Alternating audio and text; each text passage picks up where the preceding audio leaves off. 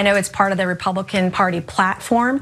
The vast majority of Republicans support those exceptions for rape and incest and life of the mother, and it's important for some of us to step forward and tell those stories that are often missed. There's Nancy Mace, Congresswoman Nancy Mace, talking about the fact that there's some Republicans that are actually in favor of some exceptions, maybe even are pro-choice. Weird how that works, because she finds herself in that position of trying to defend folks when she's been getting a lot of pushback just for telling her story, which she continued on talking about here. But her story of being assaulted, raped as a teenager. Let's look at what she had to say about that. You have spoken publicly about being molested when you were 14, raped at age 16, and how that has shaped your feelings and convictions about rape. I read that you said that it took you 25 years to talk about your attack, and that you only shared it with your mother and one of your good friends.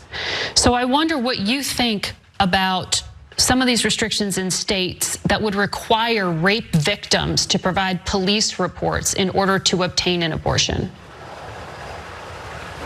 Right. Well, I can't speak to other states. From experience as a state lawmaker, I know that South Carolina's fetal heartbeat bill would not have passed without exceptions for rape, incest, and life of the mother. And I told that story. I felt it was a really important story, a story that's often missed and not told because women are afraid. And you can even see in public comments and on social media when I talk about it, the ways in which that I get attacked for telling that story. And one of the things that I think, partially that's missing in this conversation is that when you have it, when Ohio did their fetal heartbeat bill, there was a 10-year-old girl that had been found to be pregnant who was raped repeatedly by her father. And so Nancy Mace cannot speak for other states, she says. So how can you speak for the Republican Party in claiming that there's actually some members who are looking to protect some rights from women? Because it just doesn't seem to be the case. As a matter of fact, Democratic strategist and new TYT Rebel HQ contributor Max Burns, he had a hell of a thread, and I gotta go through some of this now as quickly as possible. So first off, here's his first tweet. Help me collect the GOP's anti-choice extremism from the past few days. Again, thinking about what Nancy Mace just said about how Republicans actually are in favor of some exceptions. Let's go into this.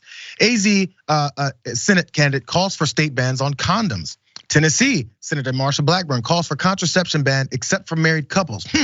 Leader McConnell floats a quote possible national abortion ban, which we just talked about a minute ago. Next one from Max. Missouri GOP debating bill to ban women from traveling out of state for abortions. Louisiana GOP declaring life begins, quote, at fertilization. Tennessee GOP law makes it a felony with a $50,000 fine to receive abortion medication via mail. Continuing on, Max, Arkansas GOP trigger law would make it a felony to obtain an abortion. North Dakota GOP Governor Kristi Noem pledges a special legislative session to pass new abortion restrictions. Oklahoma GOP passes Texas-style abortion, quote, bounty hunter law. Next one, Ohio GOP debating 2 trigger laws that would immediately ban abortion once Roe is overturned. Ohio GOP trying to reinstate a fetal heartbeat law stuck in the courts. Idaho's passing a law authorizing civil lawsuits against abortion clinics and providers. Florida Senator Marco Rubio introducing federal legislation to punish private companies that provide travel benefits for women to obtain abortions in states where they are legal. Private companies. Continuing on. Alaska GOP rejects its own state court rulings on abortion, calls for state constitutional convention to permanently criminalize abortion. Idaho GOP openly discussing the idea of banning not only Plan B, but IUDs. Listen to this guy. Let's go to this next clip. About abortion pills via mail or IUDs or Plan B? Would you hear legislation to ban those? I would, absolutely.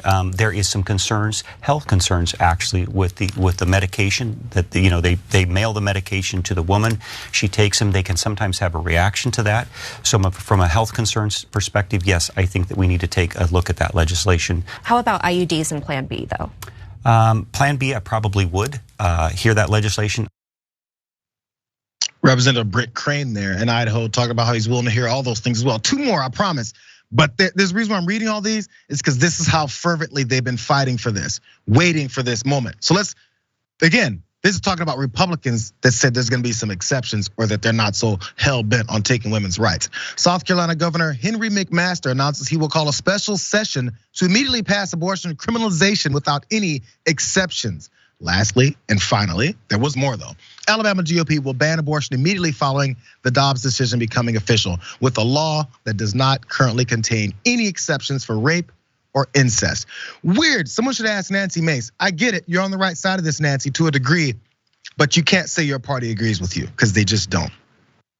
Yeah, the Republican Party has become the American Taliban Party. And I used to think that was too strong a word, but no, when you look at what all these states are trying to do, the best you can argue is that Republicans are they're not the pro-life party, they are the pro-birth party. They want women to have to give birth regardless of the circumstances. And oh, by the way, once that baby is born, well, then the baby's on its own because you're not gonna get education, you're not gonna get social services, you're not gonna get prenatal care before the baby's born, you're not gonna get insurance, you're not gonna get paid leave. So it's so bizarre. And the fact of the matter is, there's also a pretty strong argument that even the Bible is pro-choice, that the Bible doesn't support this. So where is this coming from? I don't think it's really coming from religion. I think it's because Republicans, a large number of Republicans, particularly men, they want power to dominate women and to force women into essentially slavery is essentially what these Republicans are arguing. It's not the old kind of slavery that we're familiar with, but it's a slavery in terms of your human circumstances. You are bound, you are forced to deliver birth.